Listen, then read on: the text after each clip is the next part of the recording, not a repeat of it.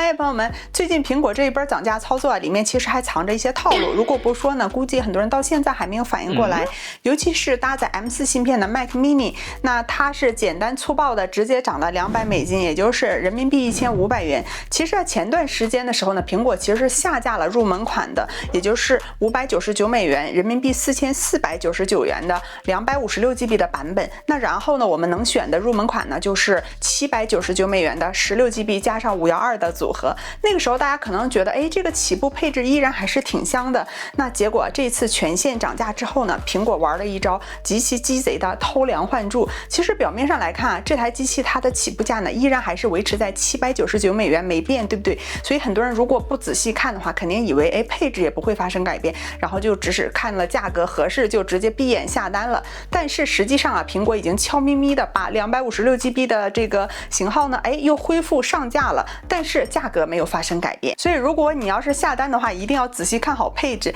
要是在你想買之前那個512GB 的容量呢，對不起，現在這個價格已經變成了$999。那所以外網啊，這個論壇上大家都在吐槽，覺得這個簡直就是一場精心策劃的障眼法。那不過咱們要是理智一點來看，這次蘋果大規模漲價的背後呢，確實是大環境逼出來的苦衷。那主要是被現在爆火的 AI 給連累了，因為全球各大科技公司啊都在瘋狂建設 AI 數據中心，所以導致市面上的內存和存儲芯片需求量呢瞬間爆炸，直接把採購成本啊推到了一個極其誇張的地步。所以連蘋果官方啊都親自出來訴苦，說他們從來沒有見過零部件價格能在這麼短的時間內漲得這麼猛。所以蘋果真的是扛不住了，只能把成本轉嫁給我們消費者。所以就在前幾天，蘋果乾脆短暫關閉了官網商城，等再上線的時候啊，大家發現所有的 Mac 電腦的價格都直接飆升了15%到20%，所以連 iPad 都漲了15%到25%。那不管怎麼說啊，在這個元器件成本暴漲的大環境下呢，漲價確實是商業公司的常規操作。